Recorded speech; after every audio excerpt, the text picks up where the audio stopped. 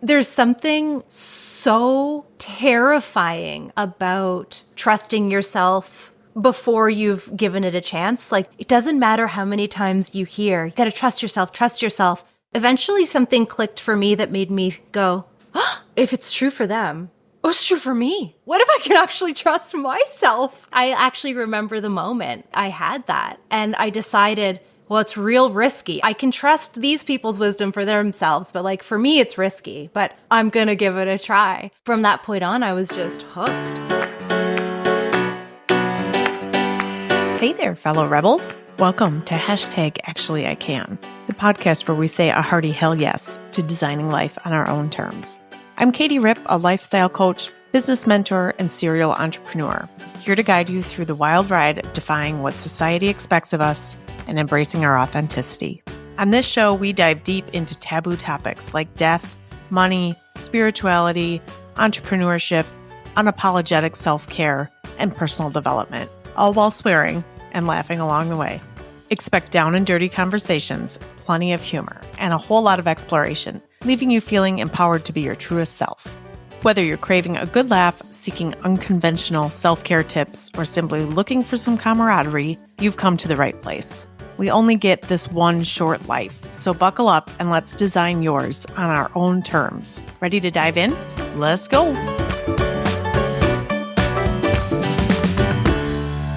Okay, well, Michelle, thank you for joining me today. Michelle, and I never can pronounce your last name right, so you do it. Theriault. It's French. Theriault. Michelle is one of the coaches. Also, we're going to get into her actual title here in a second, but from the Mind Rebel Academy. And if you've been listening for a while, you'll know that that's where I got my certification for my lifestyle coaching, business mentoring, but really full-on heartfelt, soul-led coaching. This is always a funny story that Taryn, when I first talked to her, asked me how I found her. And I said, I literally went onto the ICF website and looked for a cool name. And that, like, I never reached out to anybody else. I clicked on Mind Rebel. I got into it. And then I was like, I booked a discovery call and I think I signed up that day. And she was like, God, I spend a lot of marketing dollars. And to know that it's just a link on the ICF, I was like, well, for at least one person. So welcome, Michelle. Thank you. So happy to have you. So Michelle was actually the lead of my cohort, and there are other cohorts. I think we had, God, what did we have? 13 or 14 in ours, maybe? She just said to me, I'm not numbers or time, so don't ask me. I think it was maybe 10 to 14, maybe. I think you might be right, somewhere in there. It's funny, human connections and energy stick with me. Time, numbers. Like, I don't know if it's been 6 months, 3 years. I don't know.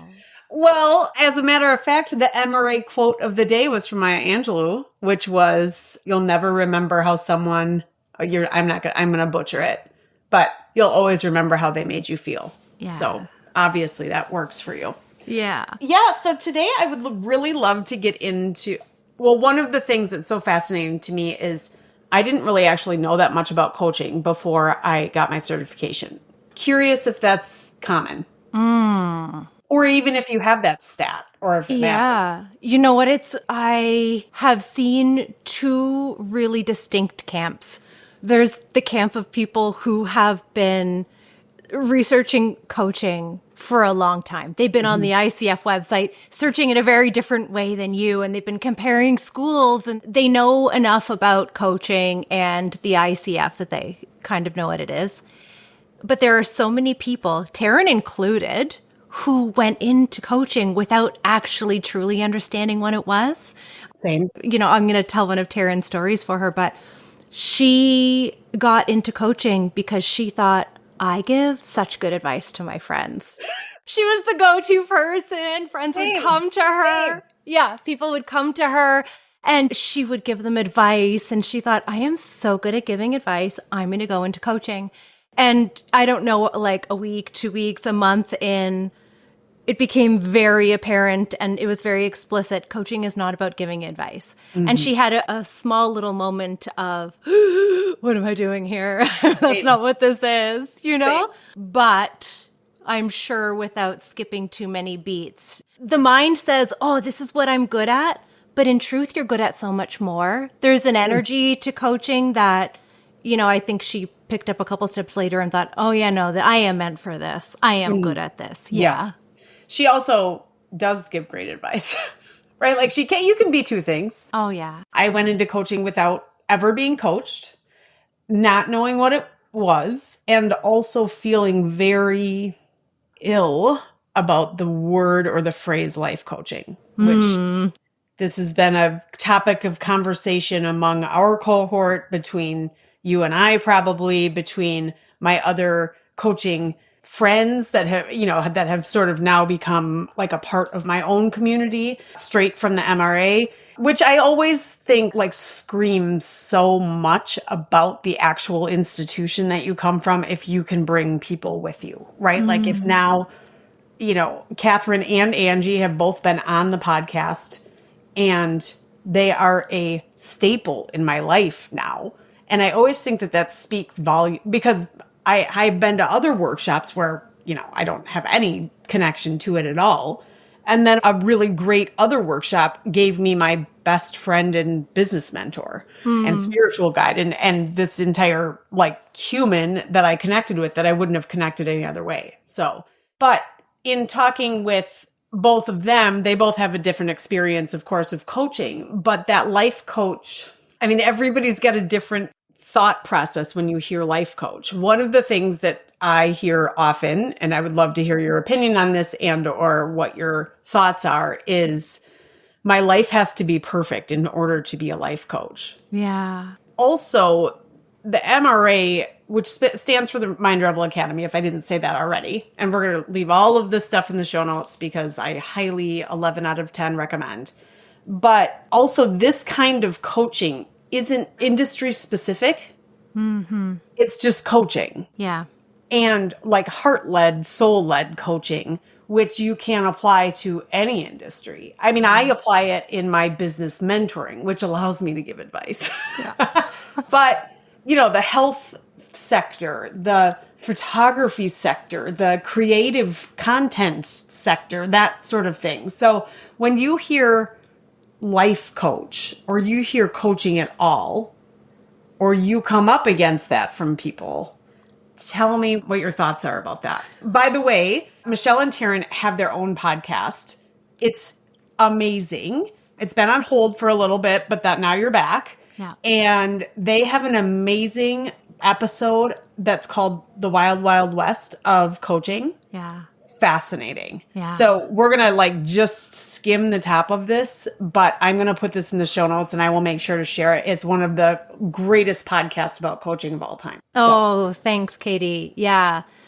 Okay. Oh, I could say so much about even just, you know, the images and the energy I feel when I hear or say the term life coach. So I feel the deepest sense of integrity and pride and joy and fulfillment with what I'm a part of and what we teach and, you know, just like the essence of what coaching is.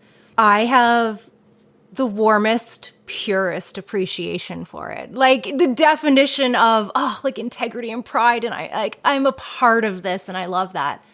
And I still don't know if I've ever really called myself a life coach, because even though I know and experience and live how beautiful this is, this craft that we learn and that we teach, there's so much attached to the term life coach from the world, from like whatever the coaching industry is. There's so much attached to it that I've never really been able to take that phrase and wear it as a good descriptor for myself or what we do. There was a reel I saw on Instagram just a couple days ago. And it was, I don't know what podcast it was from, but it looked like a really professional podcast. It looked like these two women who were very put together and they looked professional and like they knew what they were doing. And the little clip was someone saying, Yeah, I know all sorts of people who call themselves life coaches, but I know behind the scenes, I know what their lives are like. And it's just this, this farce. And I heard it and I was like, ouch. Oh, ouch. And I imagine anybody coaching would have heard it and go, oh, ouch. Yeah. Because the truth is, I don't know anybody who doesn't have a piece of themselves or their life where they go, oh, I could do better.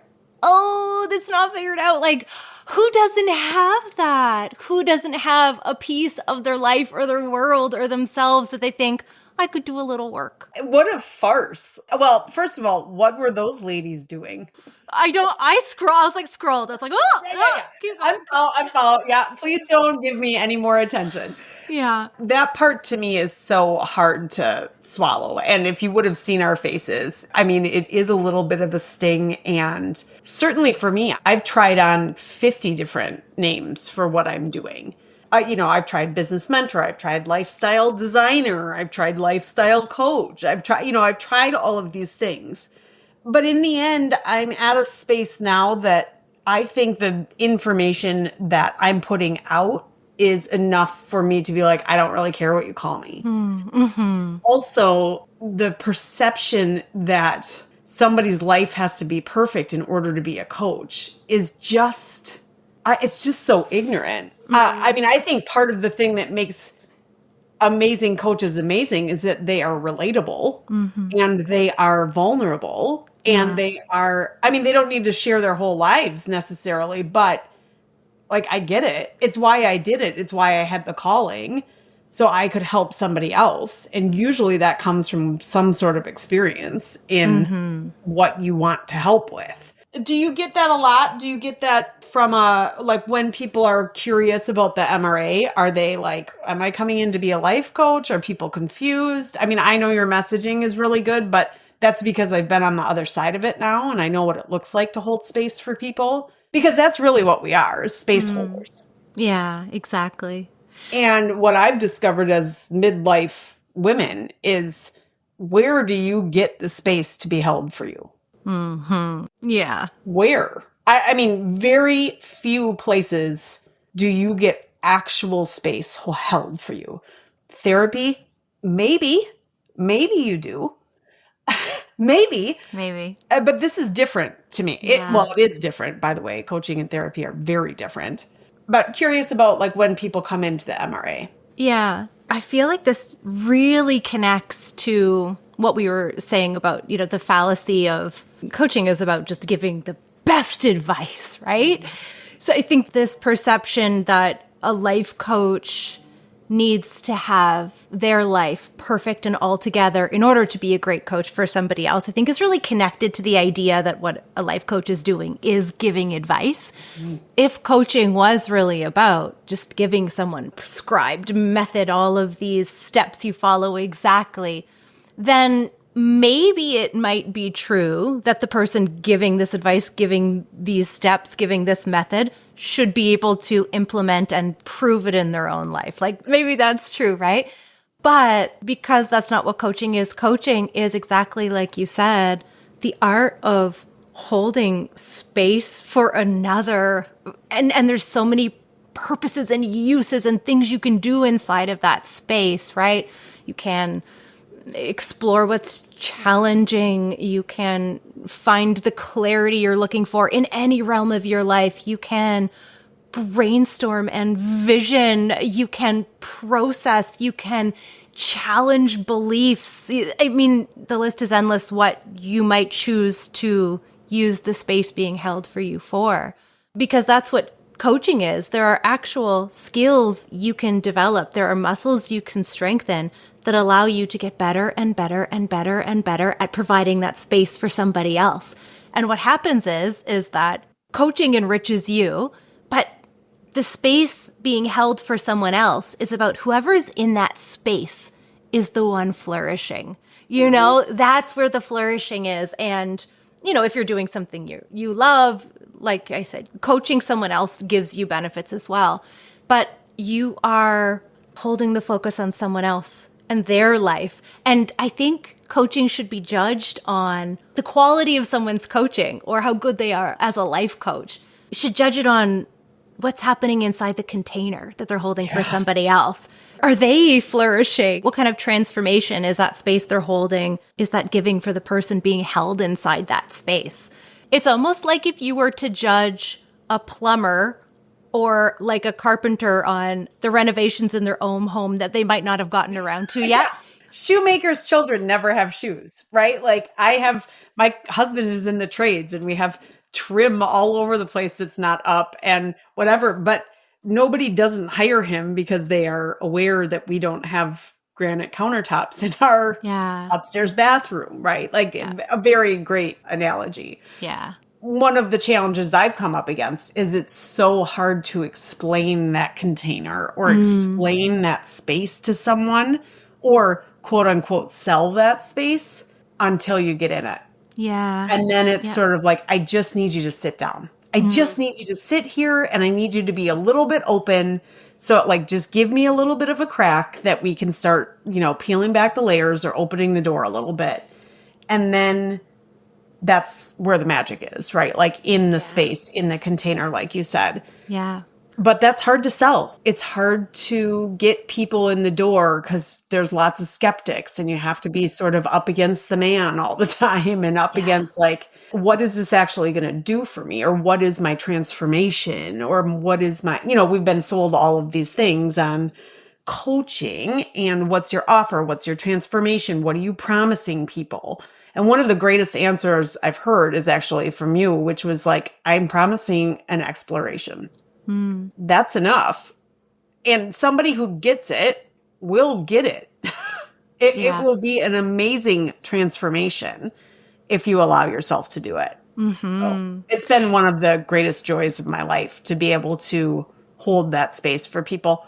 Also, because every time I hold space, I get something. It's not meant to be totally altruistic, but like I always learn something. And to be coached, I have had some of my biggest aha moments being asked the right questions, like sitting in a little bit of a longer silence than I'm comfortable with. And that was the hardest thing for me. Yeah. I want to jump a little bit because a lot of us are not, and by a lot of us, I mean Angie and Catherine and I, but curious about your journey inside MRA. Taryn Watts is the founder of the Mind Rebel Academy, and it was founded in 17? Oh, Katie, that's a date.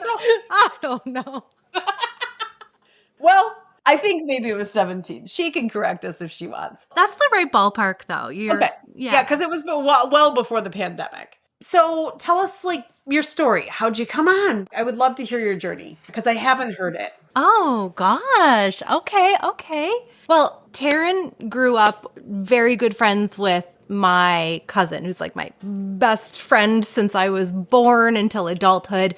They went to school together. They were great friends growing up. So I've known Taryn in like a friendly manner since I was 16. Oh, wow. Yeah, so she's been in my orbit. I did not know that. Yeah. And just because of that family connection, there was always these lovely, friendly touch points, like weaving through the years of, seeing each other, meeting each other. And Taryn's always someone who, you just are in someone's energy and you feel, oh, I like you. Oh, I feel good when I I'm happen around to be in that energy right now, Michelle. So I like you. Yeah. Same. So that's always existed, like that history with Taryn of like, you feel good. Long before she was a coach, just, you feel good. And she started, after she did her coach training, every conversation I would ever have with her, I didn't know it at the time, but she was using her authentic listening on me. She was asking me powerful questions. She was giving me space to express and explore. And I didn't even know it because I didn't know what coaching was back then. But I did know that sitting with Taryn in these moments opened up these little doors in my mind or my perspective that made me think, made me wonder. And I love that feeling. My entire life, sometimes I go down book rabbit holes and I research all of these self-help things or philosophy or religion.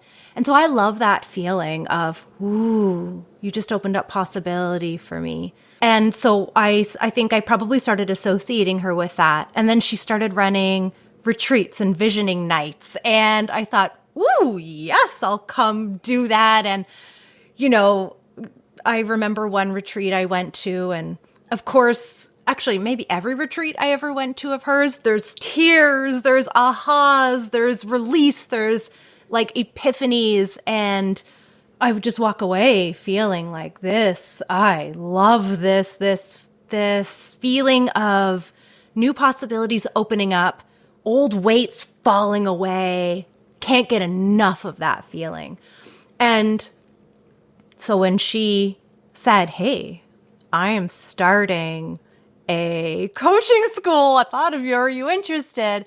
I had no idea, like many people, what coaching actually was. I had a vague idea. I just knew if it helped me tap into what she always helps me tap into, then I am so deeply yearning for it, because I was in a place in my life where I had just left a marriage. I had left a life as a stay-at-home mom. Oh, wow. Okay. I had blank slated my entire life, and it was so scary to blank slate my entire life.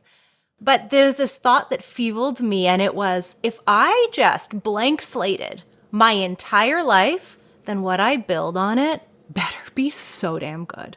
Yeah. To put myself and my kids through that much upheaval, I can't just build something half-hearted with my life.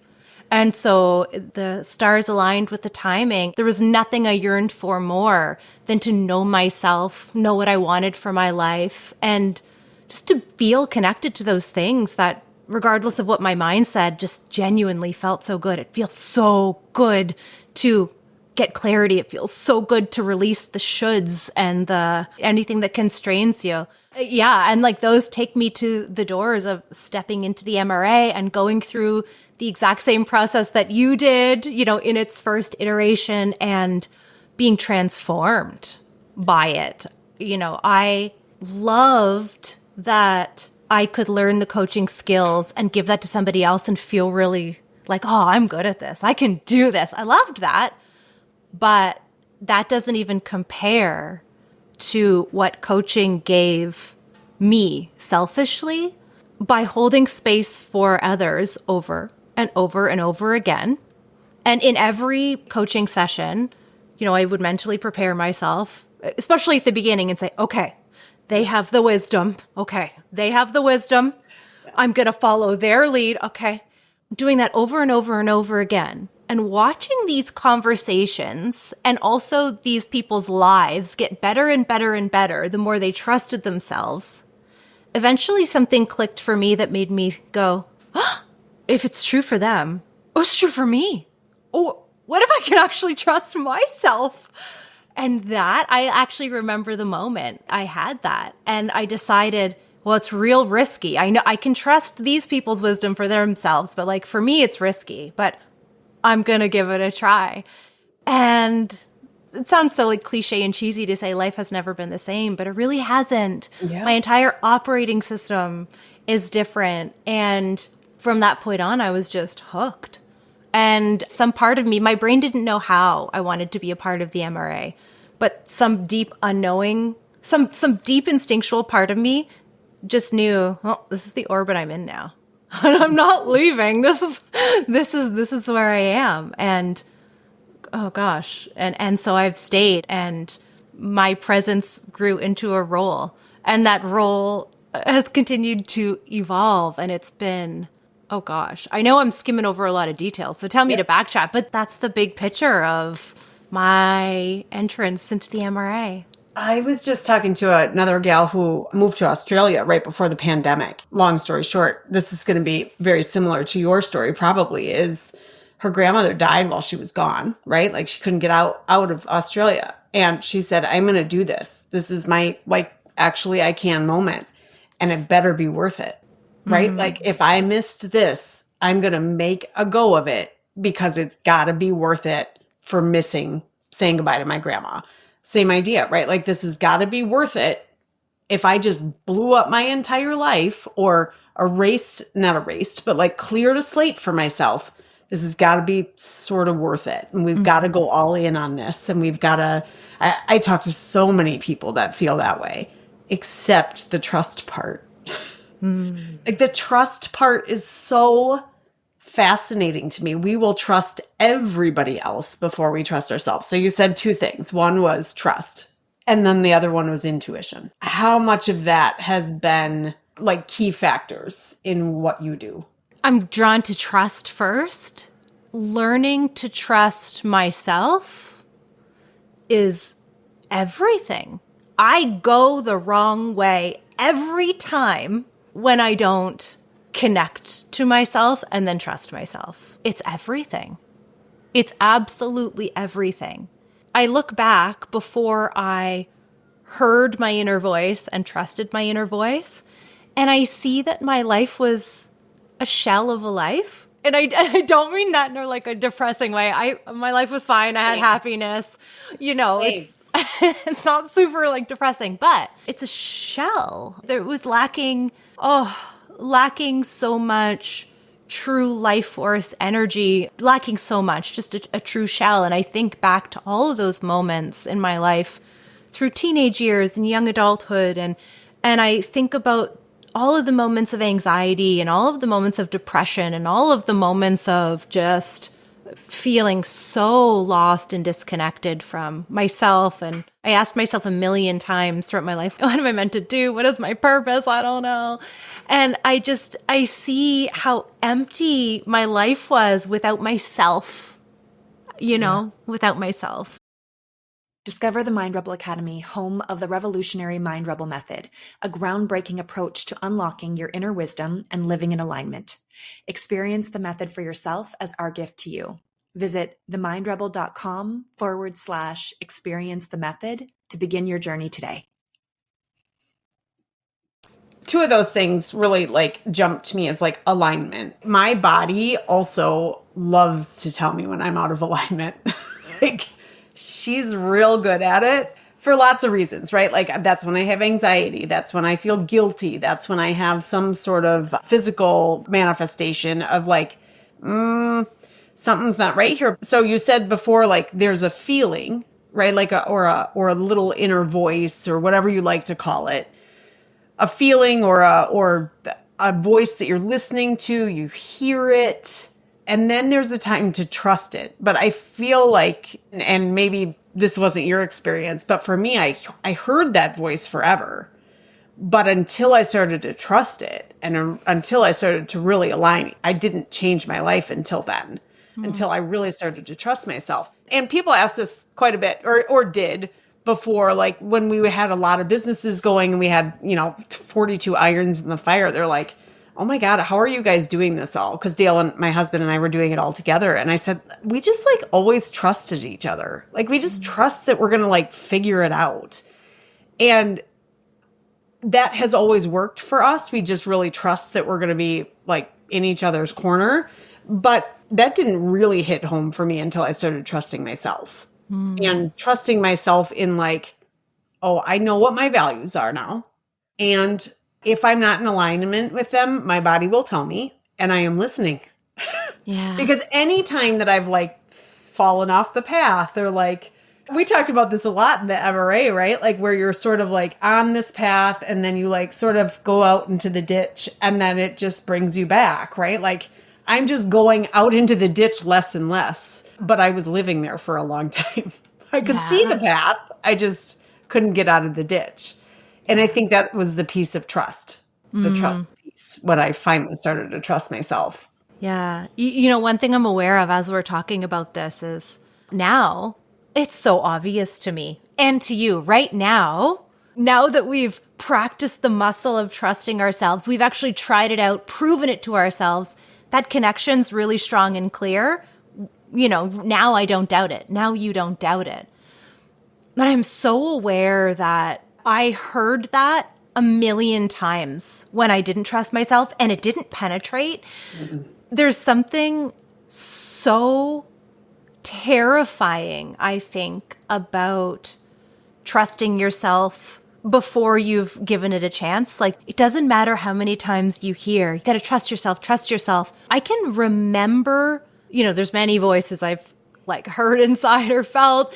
I can still very viscerally remember the objection of half of my mind flaring up at the idea that I trust myself and saying, no, you're too flawed. Look at the things you're not good at. Look at your life. These people know way more than you. You're weak. You're too sensitive. You're this, you're that. Don't trust yourself. Your whole life will go off the rails. I remember that. I remember those words. I remember that feeling. I remember the crippling fear. And I think back now and I think, had that sink in earlier, what could have got through to me? And I can't think of anything that actually could have gotten through to me other than someone else gently holding that space for me and inviting me to start dipping my toes in. I don't know any other way. Maybe there are other ways. I hope there are other ways because I just think everyone deserves to trust themselves. Yeah. But I don't know how you cultivate that without just beginning to actually dip your toes in.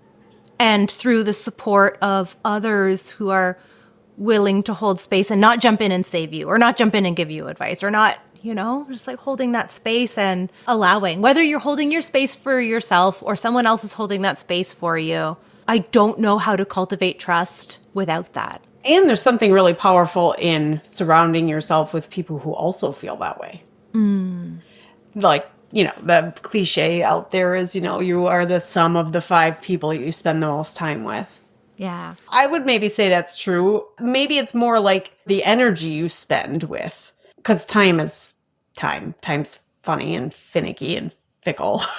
But energy, I can tell when I am trusting myself about like who I'm around. And I'm guessing that was Taryn for you for a while. And then you get submersed. And that's what happened to me, honestly, inside the MRA. And we talked about this when I was with you guys. Like, I got so immersed in it because it was every week with the same people. But the same people had the energy of, we're holding space for each other.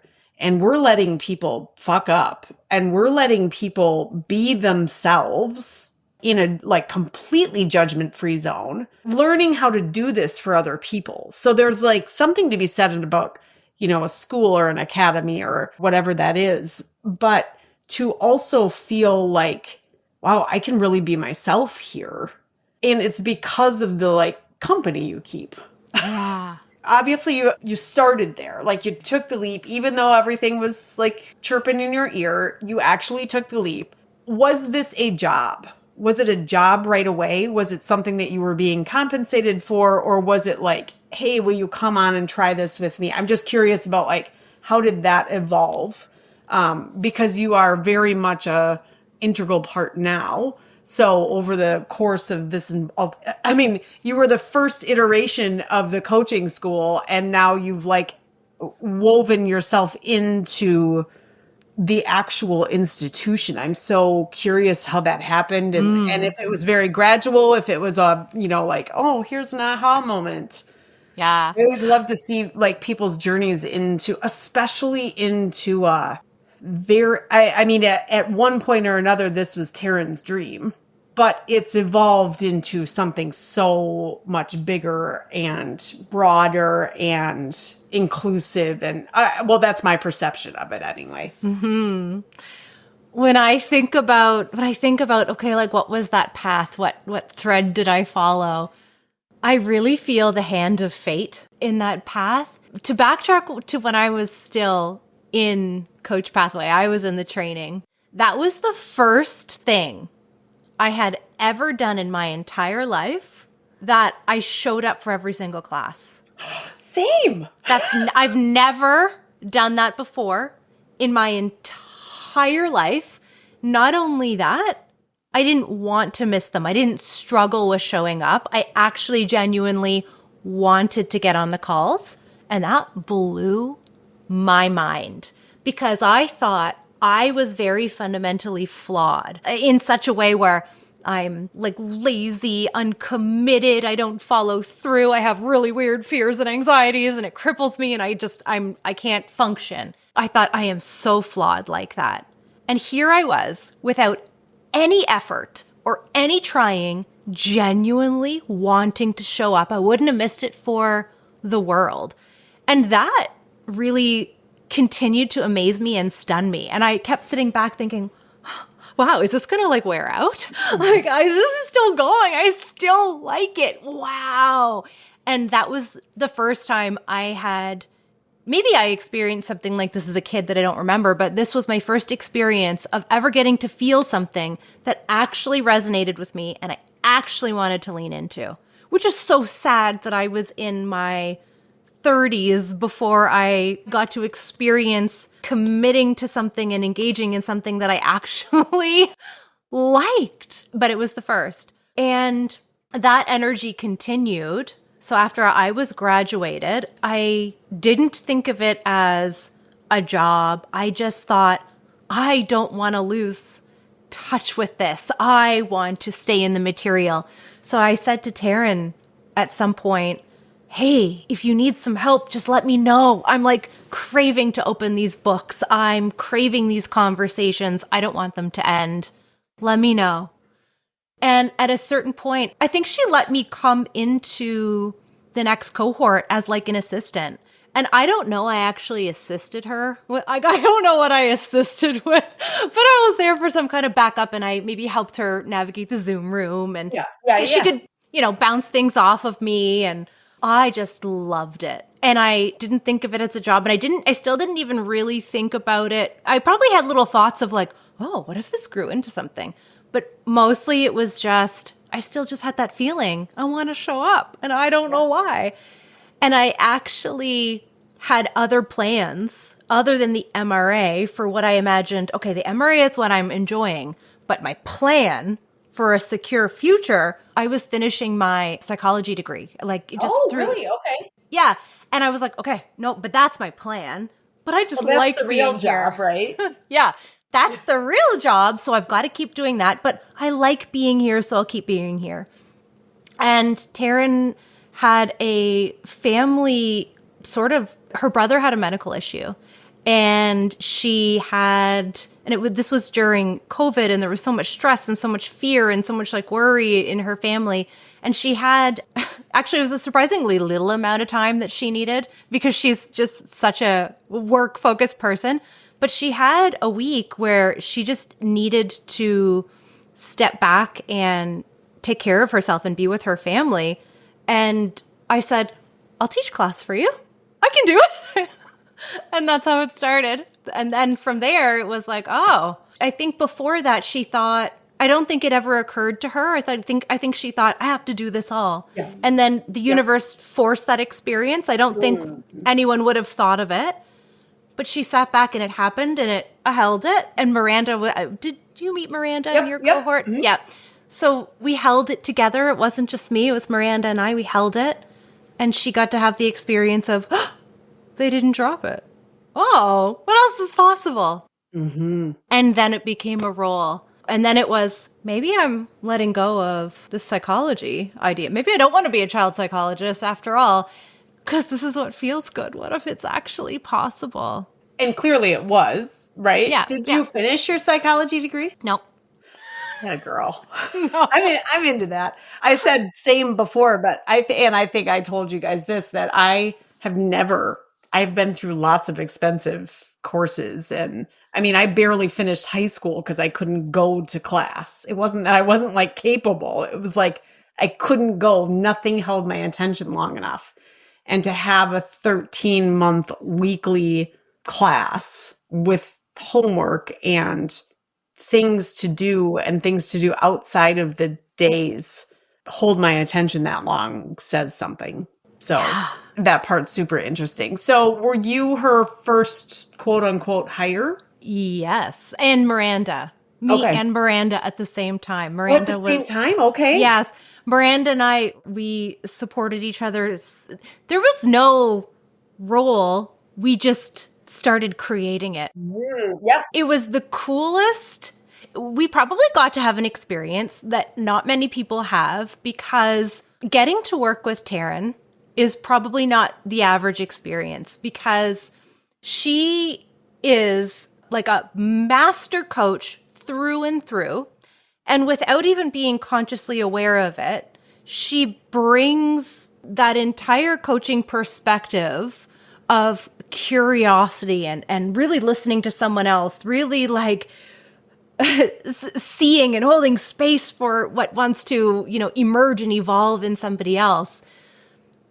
She got to bring that into business and into leadership and into our interactions. And so and Miranda as well, but I'll speak for myself, I got to experience this exploratory sort of experience of feeling out, ooh, this is what I'm drawn towards. And then Taryn would go, okay, if it makes sense, let's open more room there. And then I would feel something else and go, ooh, don't like it. And she'd go, okay, not for you. And so who gets to have that? I don't know, but I feel like I am the luckiest woman in the entire world in terms of getting to the fact that Taryn's the person I collaborate with, because it also just helps that she is so self-aware and that she is, she's able to put on that coaching hat, clear her lens, and help me sort out whatever it is I'm working through. So whether it's like actually a work-related challenge, or if I'm trying to figure out the trajectory I want for my role or the MRA, or if we're feeling out, some big picture piece of the vision, no matter what it is, the coaching that she brings into all of the hats that she wears, it's like I have my own personal support person through everything I'm working through. Like, she's the CEO, she's the founder, she's the boss, she's doing all these things. And everything I ever encounter in the realm of vocation, here's this person who's in my corner holding space for what I need to sort out. She asked me, what do I feel? What do I need? What wisdom is coming through? What do I want to choose? And she trusts it all. Yeah. And my goodness, so like the way I've been able to evolve inside of the MRA and my role's been able to evolve inside of the MRA, it's probably unlike most things that exist. I mean, if we could just like cookie cut, this is the way that female entrepreneurs, heart-led, human first, this is how it can be done. This is how you can do it differently. This is how you can, as a business owner, treat your staff, treat your partners, treat your vendors, your, whatever that is, whatever that person is, treat your who's. Have you read the book Who Not How? No, but I just read 10X is easier than 2X.